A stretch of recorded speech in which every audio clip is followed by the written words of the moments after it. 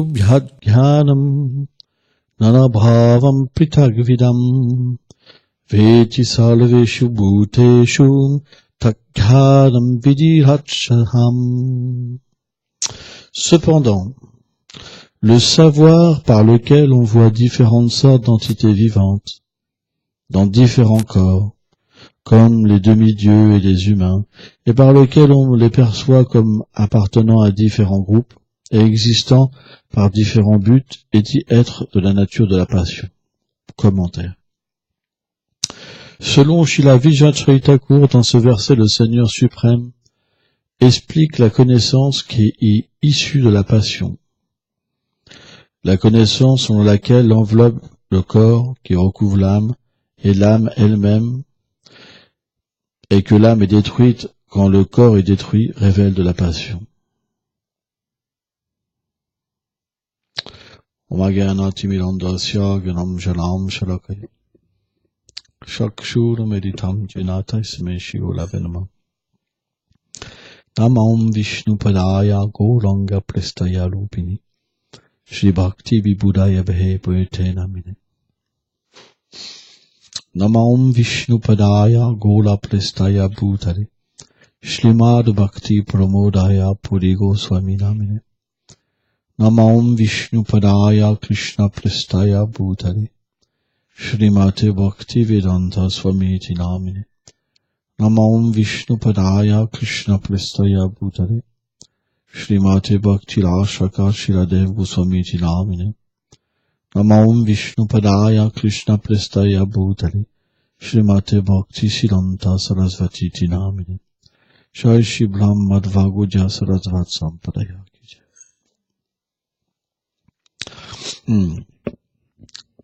C'est un verset qui pour nous est intéressant. Parce qu'on voit que la nature de la passion, c'est ce qui nous dévise. On pense que je suis un chrétien, je suis un hindou, je suis ISKCON, je suis Gaudiya Math, je suis ceci, je suis cela. Enfin, c'est la nature de la passion. Parce que la passion fait que on pense que quelque chose est fait de matière. On pense que Dieu appartient à un camp et qu'il n'est pas dans l'autre camp.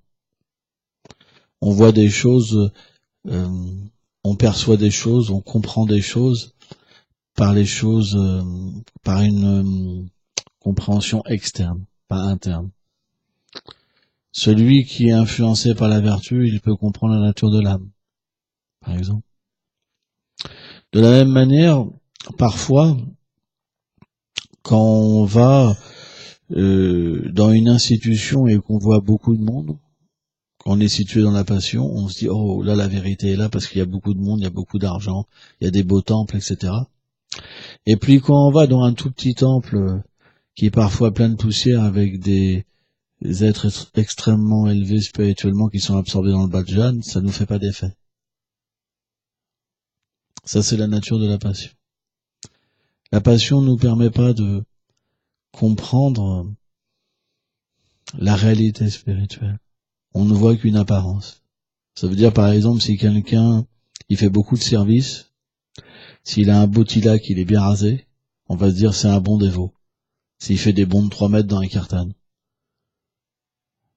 Mais celui qui a l'air plus négligé, ou celui qui est plus réservé, plus absorbé dans la dévotion, on pourrait penser qu'il est moins avancé spirituellement.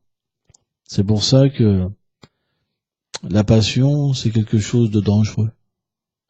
Parce que ça nous amène une mauvaise discrimination. Ça nous amène à vivre sur le plan du sentimentalisme. La passion, c'est le sentimentalisme.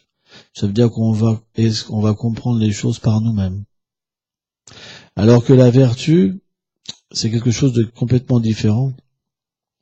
Parce que le principe de la vertu, c'est que les choses se révèlent à nous à travers les Écritures, à travers la réalité, à travers la connaissance transcendantale.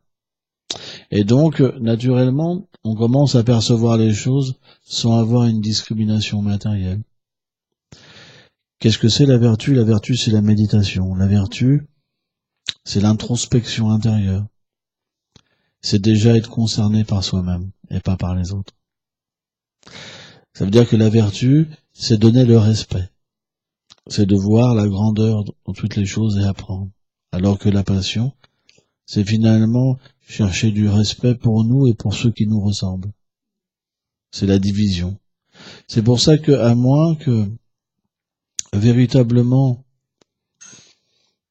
on s'abandonne au Seigneur suprême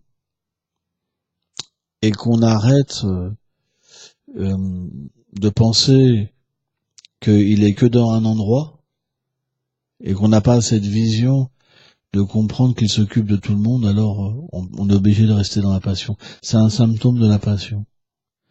Si quand vous voyez une autre foi, ça vous pince le cœur et que vous êtes obligé de les détruire, c'est la nature de la passion. La nature de la vertu, c'est que vous êtes heureux quand les gens sont heureux. La nature de la passion, c'est que vous êtes envieux. Et donc, c'est intéressant, parce que quand on a cette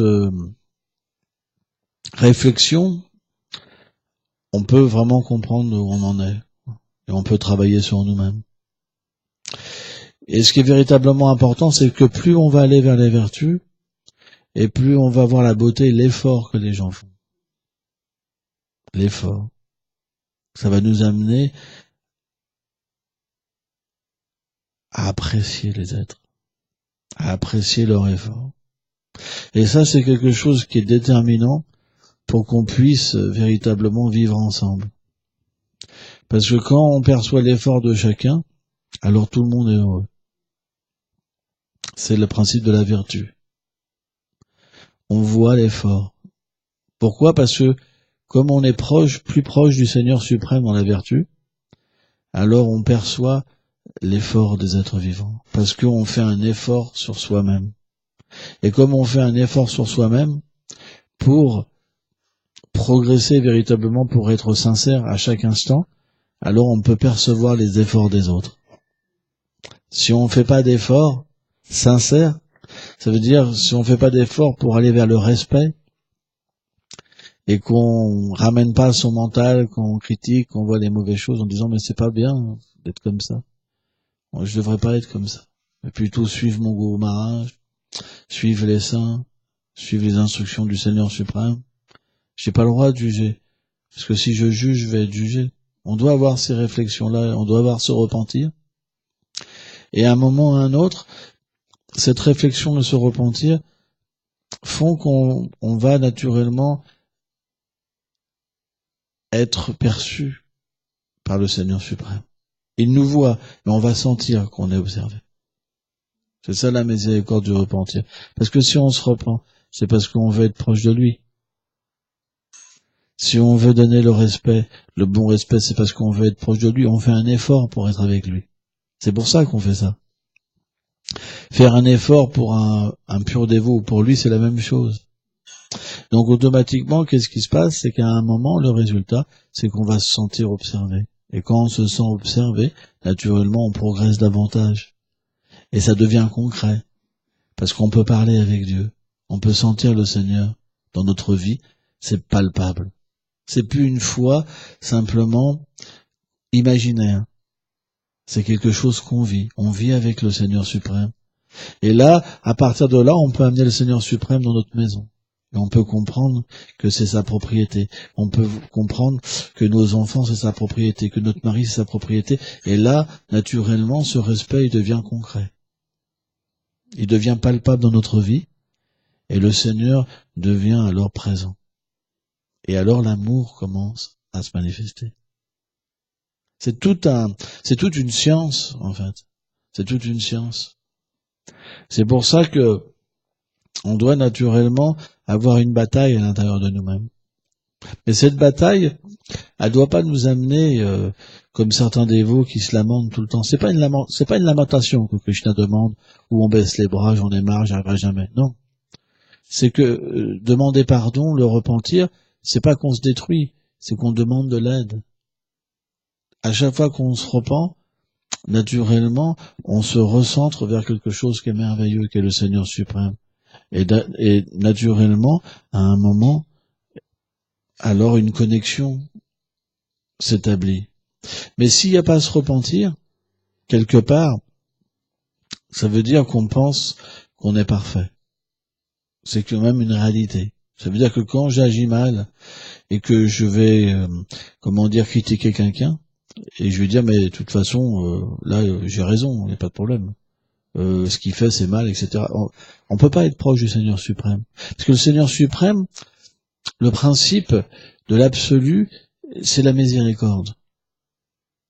Donc si on n'est pas miséricordieux dans notre vie, avec les êtres vivants, ça peut pas marcher. On peut pas être proche de lui. C'est pour ça que le Seigneur observe les êtres.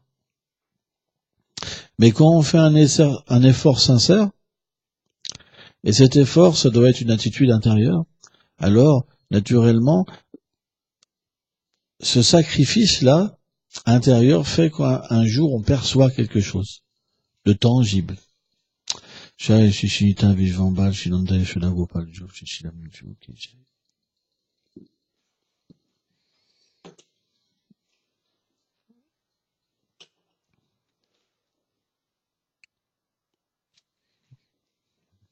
Par exemple, prenons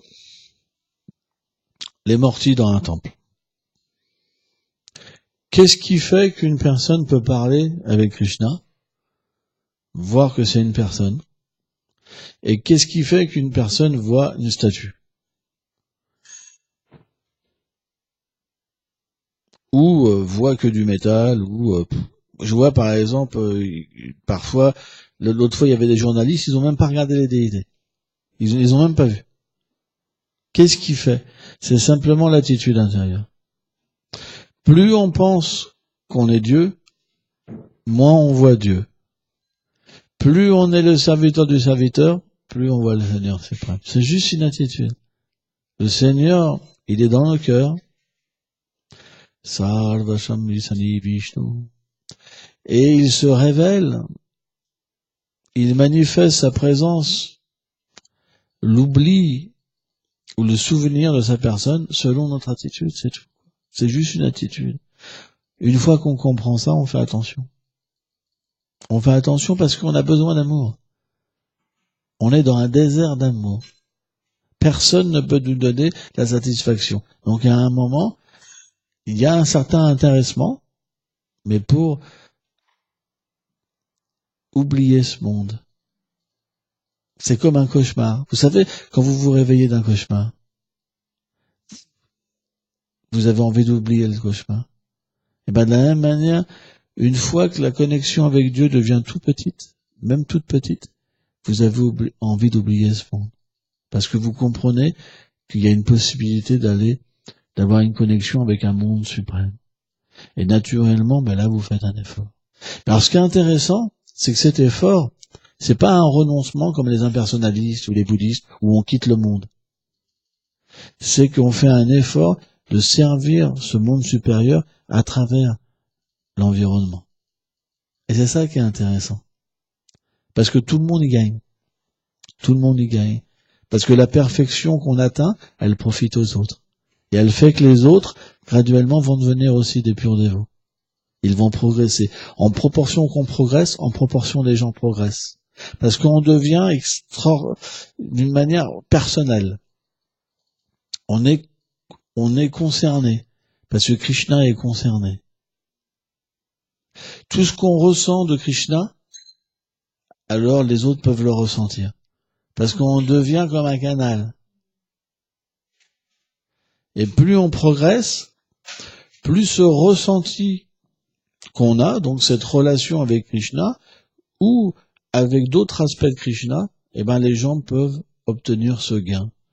Ça veut dire que cette connaissance que le dévot reçoit, cette relation avec le Seigneur, il peut la partager et la donner. C'est pour ça que, selon les fois, les gens qui approchent un sadhu, ils contractent une sorte de foi. Parce que Yatama Papalante, ce que Krishna réciproque avec son dévot, alors le dévot peut le distribuer, pas plus ni moins. C'est pour ça que, suivant nos vies passées, on va être attiré par un aspect du Seigneur, par exemple le Brahman impersonnel, ou l'âme suprême, ou Narayan, ou Gopal, vous comprenez? Ou alors, moins encore, ce qui est l'action intéressée, les demi-dieux, les différentes planètes édéniques, etc. Donc tout dépend de nos vies passées. Mais ce qui est sûr, c'est que la conscience acquise, naturellement, elle nous permet d'avoir une foi particulière. Par exemple, si vous allez voir un psychiatre et que vous lui dites que vous avez eu une expérience transcendantale, et vous dire c'est de l'hallucination. Vous comprenez? Mais si cette même personne, elle a une expérience, elle pourra pas dire que c'est une hallucination. Et elle rejettera la psychiatrie. Ou alors elle l'acceptera d'une manière différente, en comprenant que le corps c'est une machine. Mais c'est pas l'être vivant.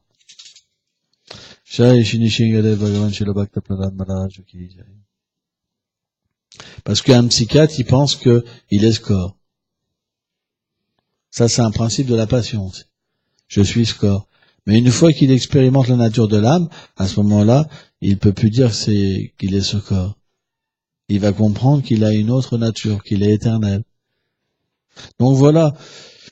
C'est pour ça que l'expérience spirituelle aussi nous rend très compréhensifs envers tous les êtres.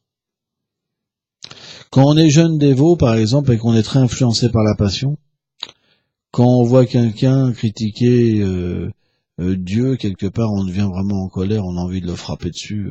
Il y a même des gens qui sont tellement dans l'ignorance qu'ils leur coupent la tête. Pour ça. Mais, en fait, plus on progresse spirituellement, plus on comprend que c'est le Seigneur qui donne cette possibilité-là. C'est lui. Puisqu'il le dit dans la Bhagavad Gita. Ce verset que j'ai cité tout à l'heure. Il le dit. Donc, quelque part, c'est lui qui est derrière les choses. Donc, on peut pas en vouloir aux êtres vivants. On peut pas. Et donc, cette compréhension, elle vient avec finalement, avec une réalisation spirituelle. Alors, bien sûr, si on s'associe avec des gens qui critiquent le Seigneur suprême, on n'acceptera pas aussi parce qu'il y a l'amour. Parce qu'il y a une relation. Mais on comprend aussi que c'est lui-même qui permet les choses aussi. Voilà.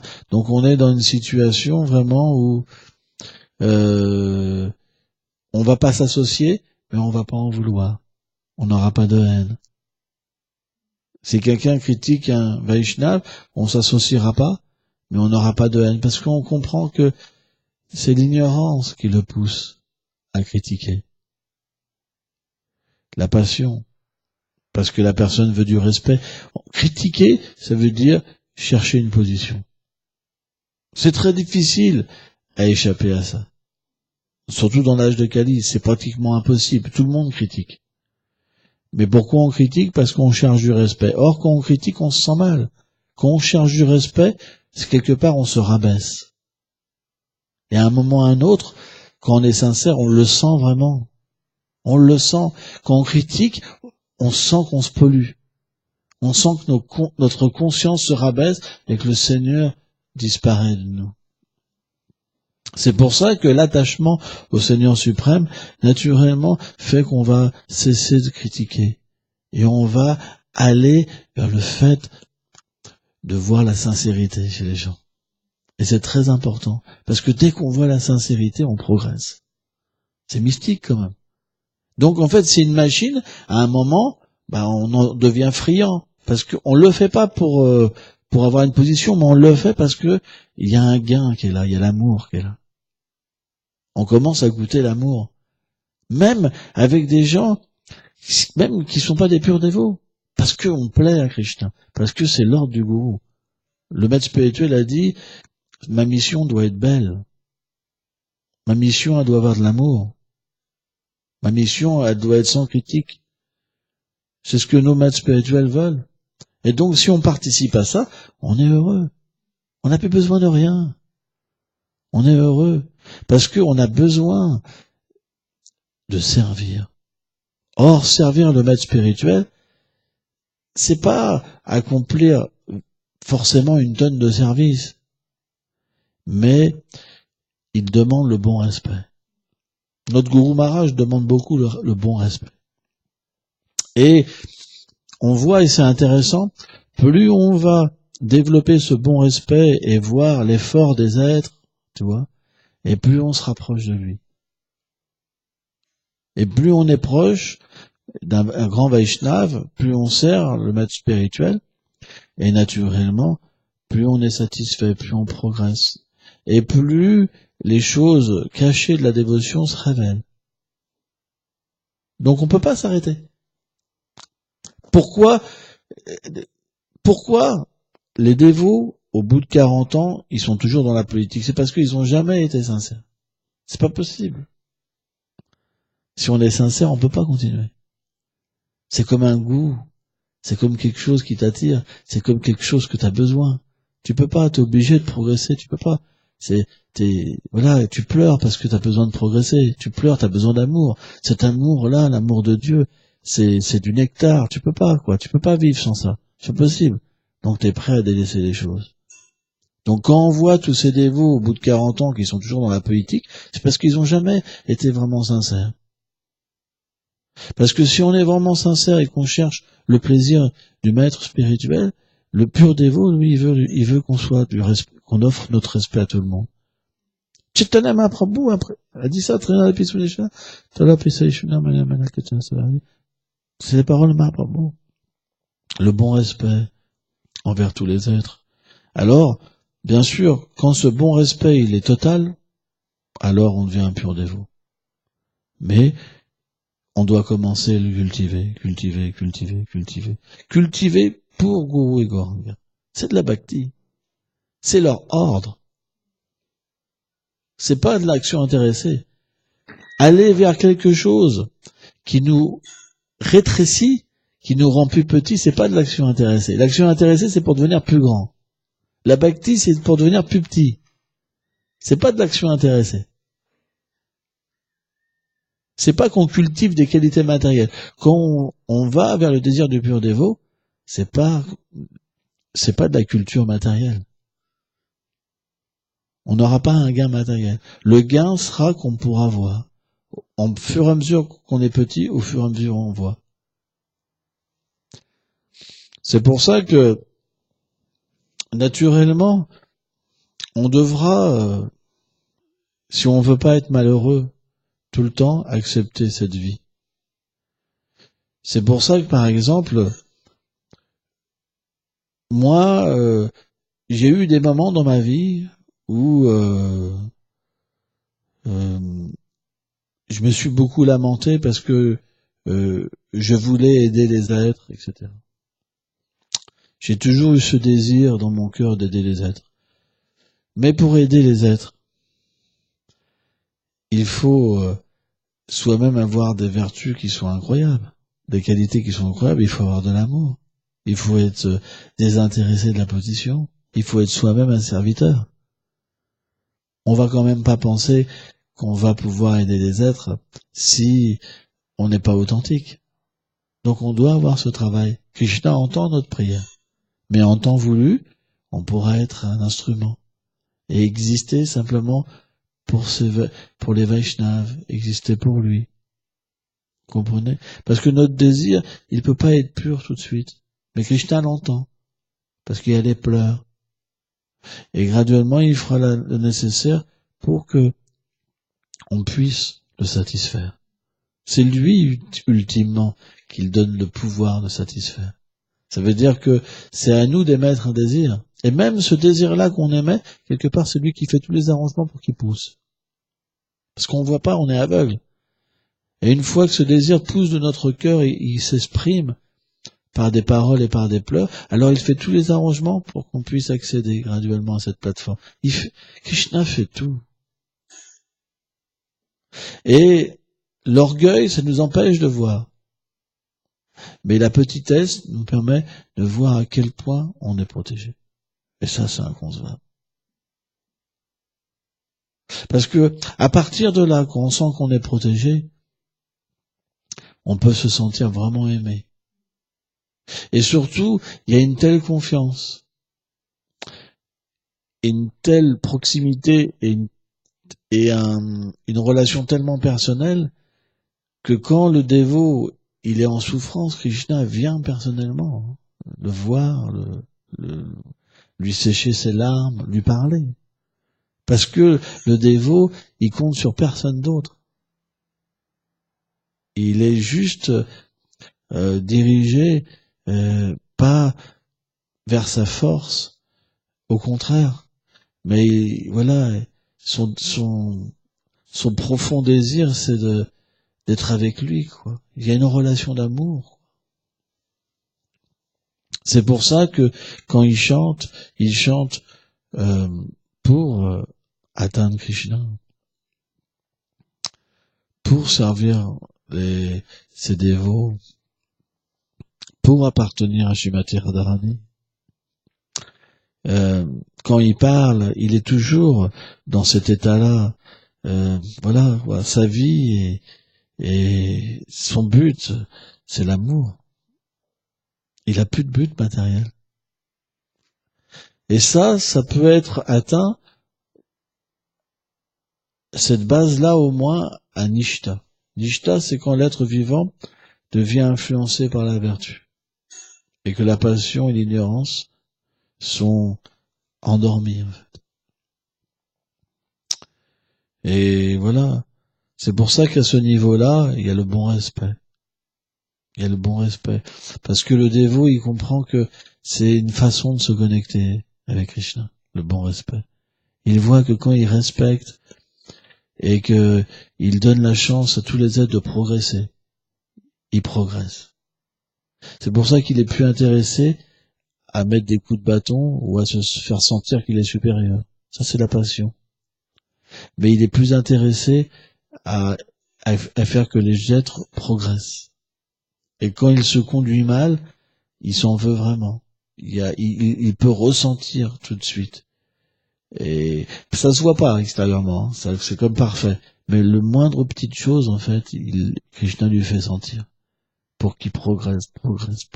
Ça devient comme une horloge qu'on règle. Krishna, il règle son dévot, il règle, jusqu'à un moment, véritablement, où son respect, il devient parfait. Et on voit, ce qui est vraiment intéressant, c'est que à partir de là, naturellement, le maître spirituel qui a un disciple comme ça, il devient satisfait de son disciple.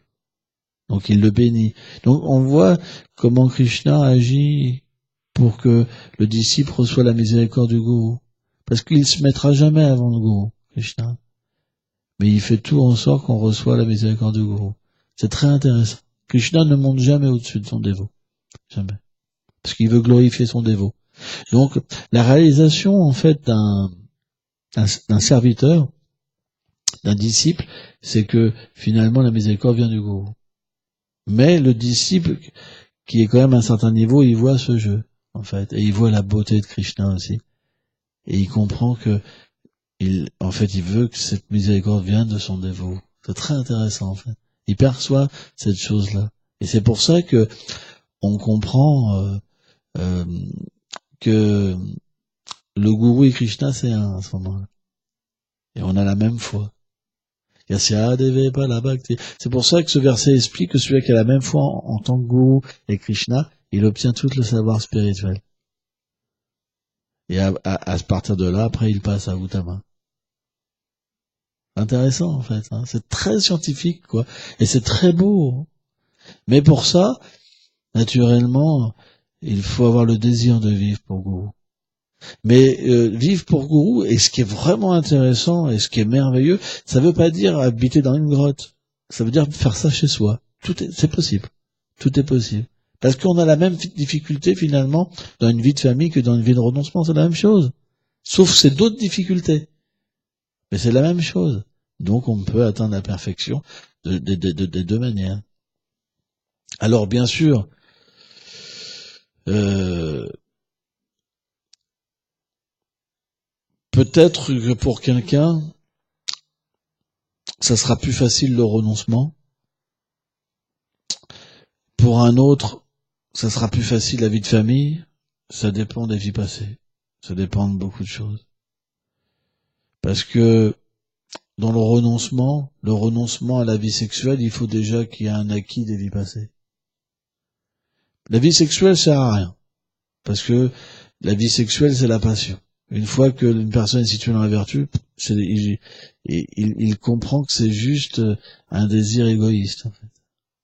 Et c'est expliqué que même une pensée charnelle, c'est quelque chose qui il trouve pas ça beau, quoi. C'est c'est quelque chose qui même le dégoûte, quoi. Parce que c'est l'inverse de l'amour pur, en fait. Dans l'amour pur, il n'y a pas ce principe de plaisir pour soi, de retirer quelque chose pour soi. Or, la jouissance sexuelle, on peut pas dire qu'elle n'est pas pour soi. Parce que quand l'orgasme vient, quand ces choses-là viennent, on est complètement dans l'illusion du plaisir. Et on oublie notre nature éternelle. On est complètement identifié au corps à 100%. Il n'y a pas plus haut niveau d'identification avec le corps. Or, naturellement, quand on pratique cette vie sexuelle et qu'on a l'habitude de retirer quelque chose pour nous, on retire quelque chose dans toute chose. On peut pas vivre pour Krishna. C'est pour ça que la vie sexuelle, dans la voie du Gyan ou dans la voie de la Bhakti, elle est interdite, en fait. Pas dans la voie du karma. Parce que la voie du karma, elle est autorisée, parce que les gens veulent le plaisir, ils veulent aller au paradis, etc. Mais dans la voie du Gyan et dans la voie de la Bhakti, elle n'est pas autorisée. Parce que si elle est faite, à ce moment-là, on ne pourra pas vivre pour le plaisir du Seigneur suprême. Ce sera pas possible. Parce que, à partir de la vie sexuelle, comme on prend du plaisir, naturellement, on va prendre du plaisir dans autre chose, etc. Il y aura une dualité, ami, ennemi, ceci, cela, c'est pas possible. C'est pour ça que même les couples qui sont mariés, ils ont une vie sexuelle juste pour faire des enfants. Sans ça, on appelle ça la vie sexuelle illicite. C'est ce qu'explique Bhaktivedanta Swami Prabhupada dans ses livres. Donc le point, voilà quoi, j'ai fait un parallèle. Oui, c'est quoi? Tu as une question?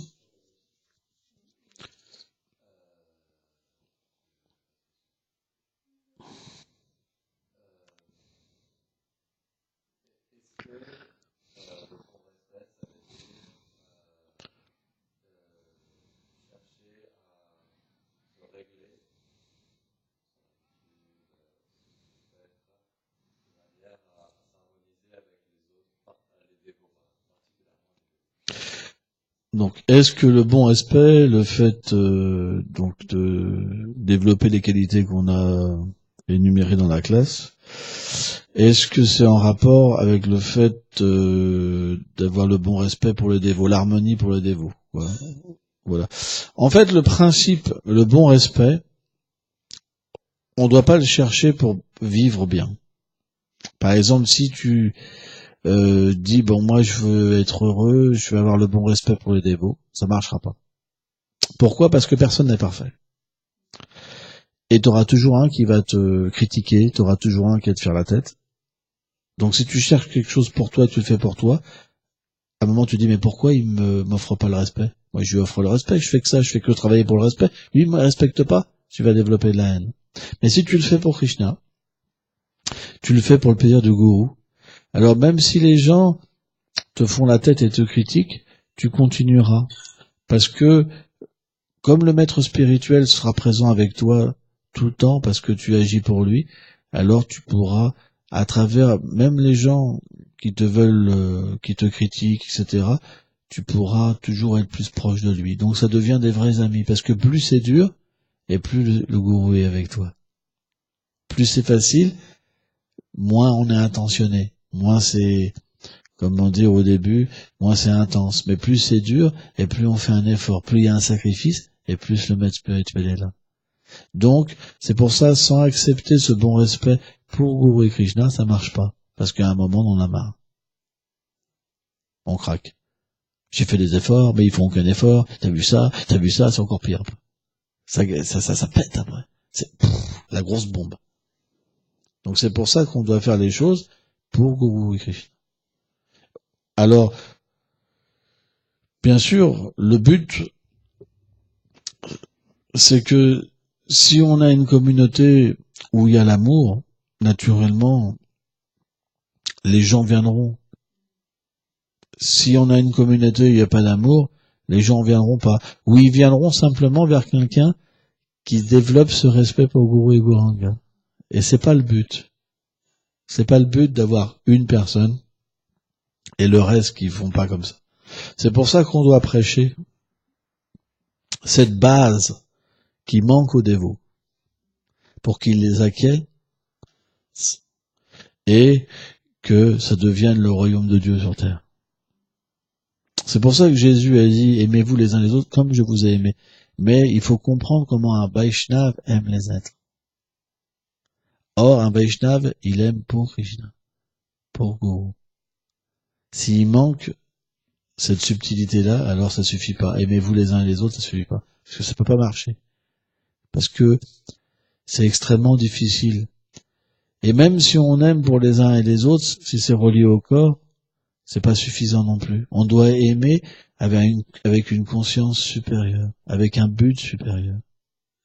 Plus la connaissance transcendantale est élevée, et plus le gain est élevé. C'est pour ça que nous, notre but, en fait, et comme nos maîtres spirituels sont des hommes de Golok Vrindavan, quand on fait ça pour eux, on obtient en fait ce rasa, ces sentiments dans notre cœur.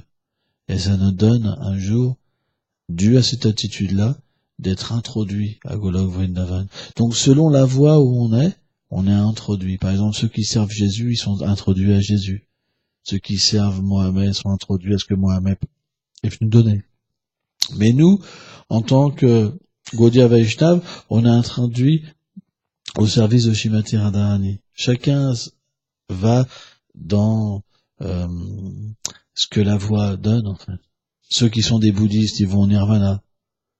Ceux qui sont des brahmavadis, ils vont dans le brahman, par exemple. Chacun a un gain. C'est pour ça que bien que le Seigneur, Bhokta Metaparasa, le Seigneur, c'est lui qui donne tous les gains, mais quand même, il y a une différence. Il y a une unité et une différence. Dans le sens que il y a des personnes qui veulent pas de service avec Dieu, par exemple. Les bouddhistes, ils veulent pas de service avec Dieu. Les brahmavadis, ils veulent pas de service personnel avec Dieu. Il y en a qui veulent aller au paradis, par exemple. Ça veut dire qu'ils voient Dieu pour leur bonheur. Mais nous, on veut exister pour lui, pour son bonheur. C'est différent. Comprenez? C'est ce qu'on appelle la pure dévotion. Donc, selon la voie et la personne qu'on sert, on obtient un gain et une vision de aimez-vous les uns les autres. Vous comprenez? Ça devient complètement différent, la perspective de l'instruction. C'est intéressant. Hein? Bon, on va s'arrêter là, dans le vote.